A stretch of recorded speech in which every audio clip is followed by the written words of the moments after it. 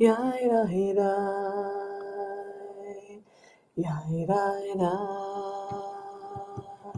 ay ay ay ay yaira ay ay yaira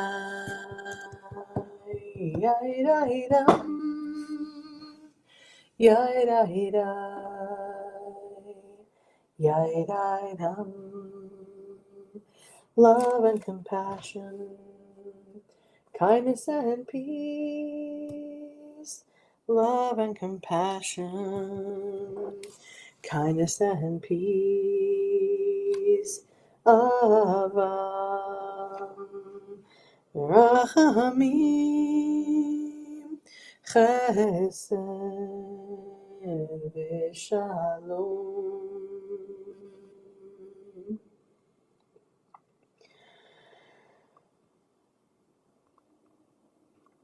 Good morning, Boker Tov. Just some strange message on my phone. Nothing crazy. Here we are. It is sweltering out there. I haven't complained about weather in a while. I'm happy that the sun is shining, but it's so muggy and so swampy and so yuck. But it's a summer day. What can we do? Right? We can see the beauty in that the sun is shining, or we can complain that it's so steamy.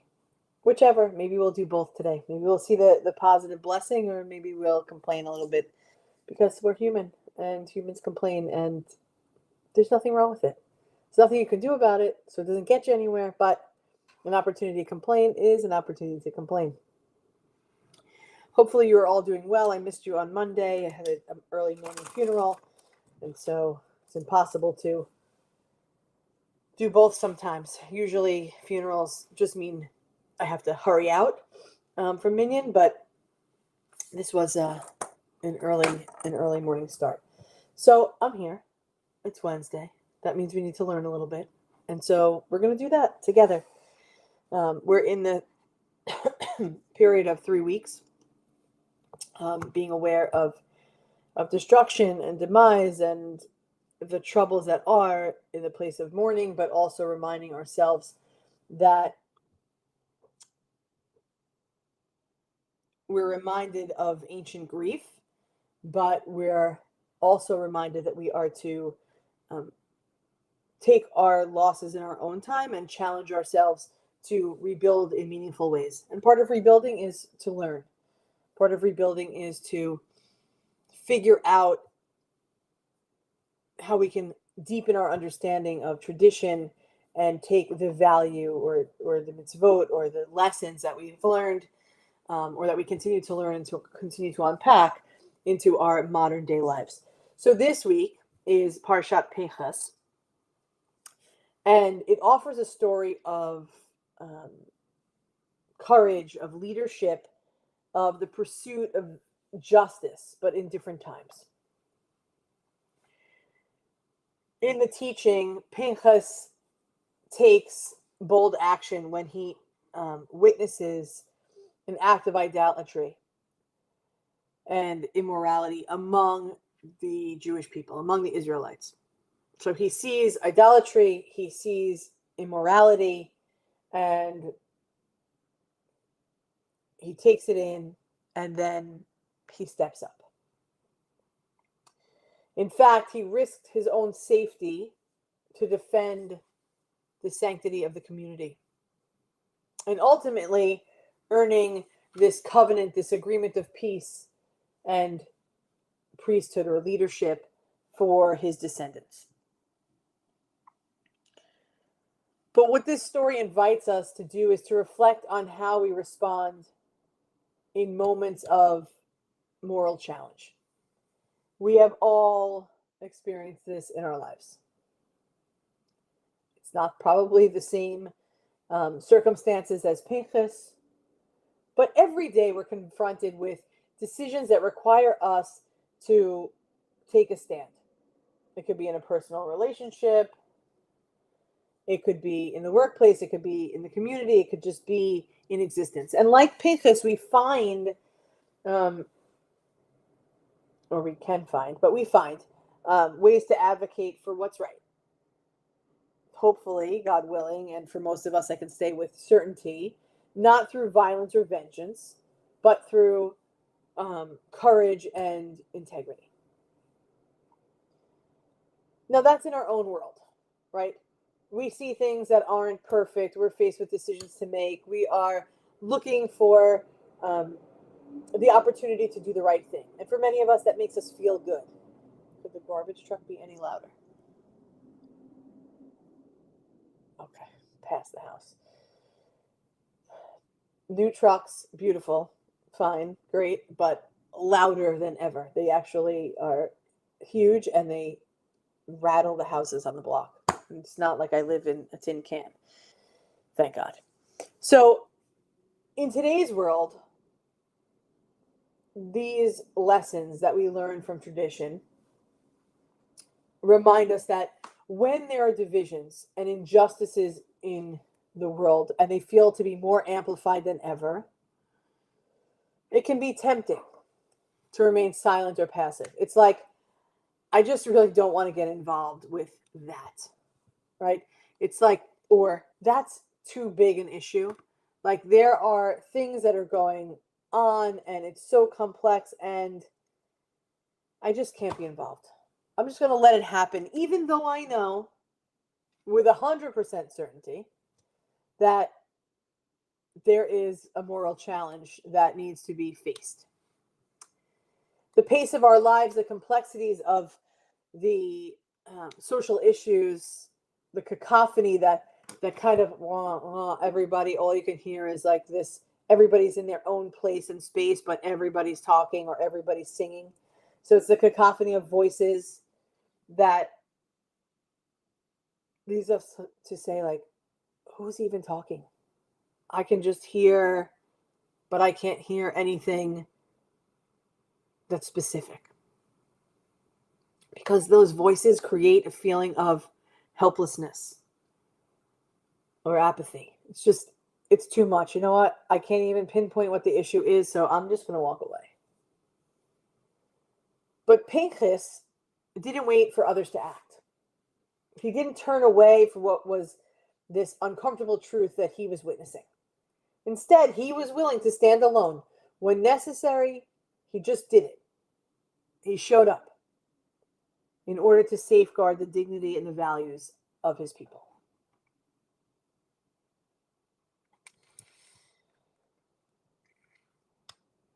Pinchas's act of zealotry might be difficult to reconcile with modern sense.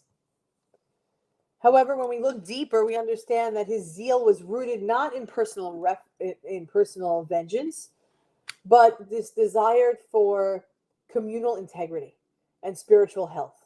It wasn't to say that I'm going to stand up and I'm going to make a difference because I'm doing this for me, but rather to say, I need to do this for our people. I need to make sure to preserve the integrity of this community, that the spiritual health of all of this people and this place is important for the future, for today, of course, but to go forward. But his courage stemmed from this concern, this genuine concern of well-being for the people and the covenant that they had with God. So it wasn't about him, but it was about this collective vision for a just and sacred community. Today, in a world grappling with everything, does it seem like any topic or any crisis is okay, really? You know, we're grappling with things like climate change and systemic inequality and political polarization. It feels like the stakes are equally as high. Like, equally high are the stakes of all the things in the world, but they seem monumental to us. the systems of power feel like the most solid, unmovable infrastructure, which is scary. That we can't rock it because we already know the infrastructure is crumbling. But for some reason, the systems of power feel like we can't, even though it's in shambles, those shambles seem so sturdy that we can't even rock the boat. The problems we face often also feel so large for any one of us to be Pinchas. In fact, even to address it. But if we look at Pinchas, we learn that every single act of courage, no matter how small, can have this far-reaching consequence. His example encourages us not to shy away from the discomfort, but to lean in, knowing that meaningful change is required,